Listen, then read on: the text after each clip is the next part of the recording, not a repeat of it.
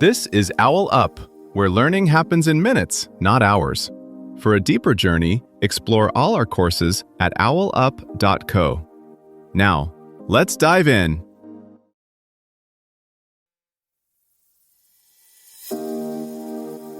Welcome to Chapter 1 of our series, The Playfulness of Words. In this episode, titled The Art of Metaphors and Similes, we'll explore the fascinating world of figurative language and uncover the key differences between these two powerful tools. So, let's dive in. Metaphors slip into our speech about every couple dozen words. Most of the time, we don't even notice them. You're stuck in traffic, scrolling your phone, and someone says, "My brain is fried." No pan, no fire. Yet you feel it. How does that tiny phrase rewrite your reality? Now zoom out from that one tired commute and notice how often language quietly steers your mood. A friend texts, "Today's a dumpster fire," and suddenly the whole day feels smoky and irredeemable. Someone else says, "I'm slowly climbing out of this hole," and your mind shifts to effort, progress, gravity, struggle. Same basic situation, stress, exhaustion, problems, but completely different emotional landscapes. These quick verbal snapshots don't just color what's happening, they offer a script for what might happen next. Stuck in a rut suggests wheel spinning, no exit. At a crossroads suggests choice, agency, direction. In both cases, you're overwhelmed, but one story keeps you parked, the other puts you on a map. When we start to notice these tiny story frames, we can do more than admire a clever turn of phrase, we can choose which mental movie to step into. Those quick phrases don't just decorate experience, they quietly set rules for it. Call a deadline a tidal wave, and you've cast yourself as someone who can only brace or be crushed. Call it a mountain, and effort suddenly feels relevant. You can train, pace, climb. Cognitive research shows these tiny shifts matter. People primed to see an issue as a war favor attack and defend solutions, while those who hear it as a puzzle look for patterns and clues. The words you reach for can tilt your choices before you notice you've chosen, like a compass you never remember picking up.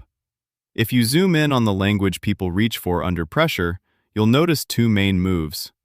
One is the clean swap. "This meeting is a circus. My inbox is a graveyard." The other is the explicit comparison. "It's like juggling knives. I feel as if I'm walking through mud." On the surface, that's the metaphor-simile split, but under the hood, they behave differently in your mind.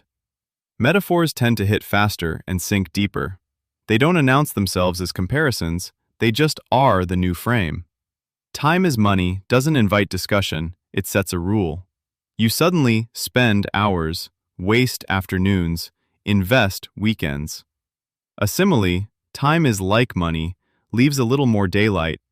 It lets your brain hold both ideas at once, which often makes it easier to use when stakes are high or clarity really matters. That's why polished speeches, novels, and ad campaigns lean hard on metaphors. They're stickier, more immersive.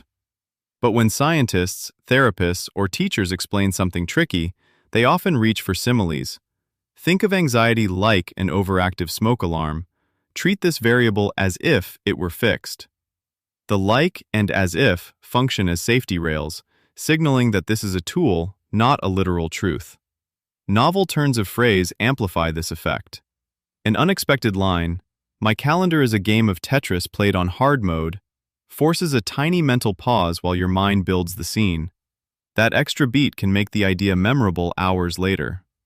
Overfamiliar lines, swamped with work, drowning in email, slide past with less friction.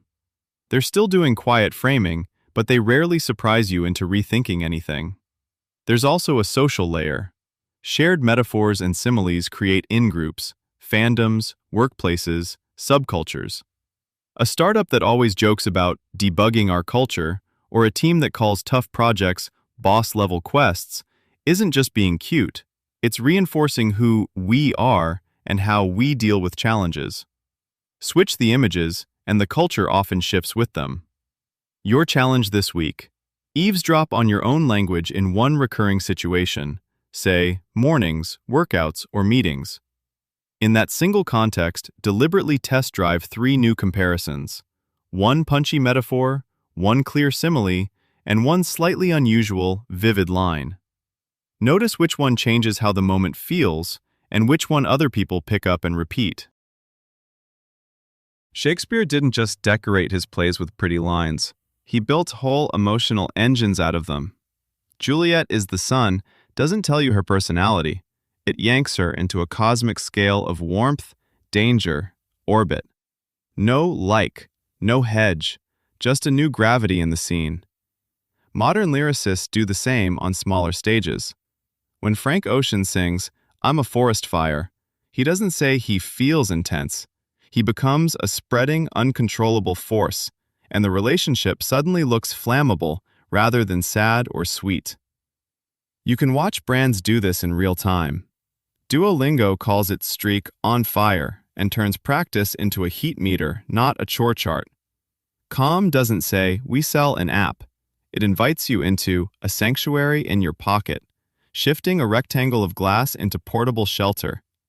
Even in tech support forums, users talk about ghost processes, zombie servers, orphaned tasks, tiny horror stories that make invisible code feel haunted, fragile, in need of care rather than just commands.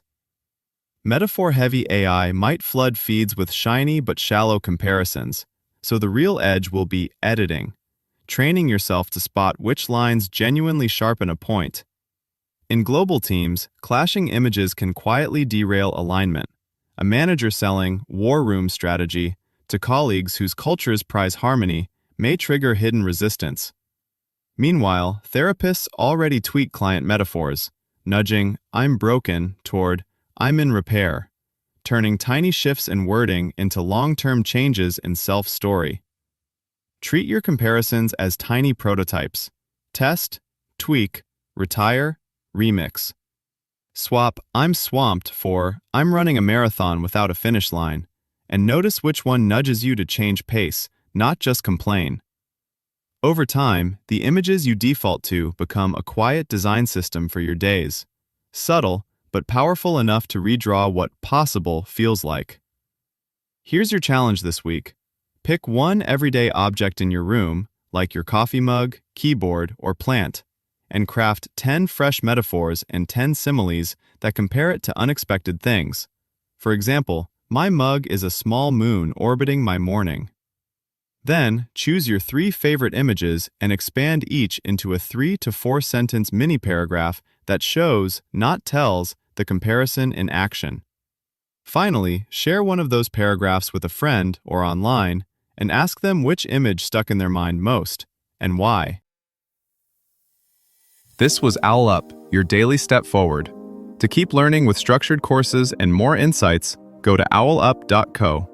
Until tomorrow!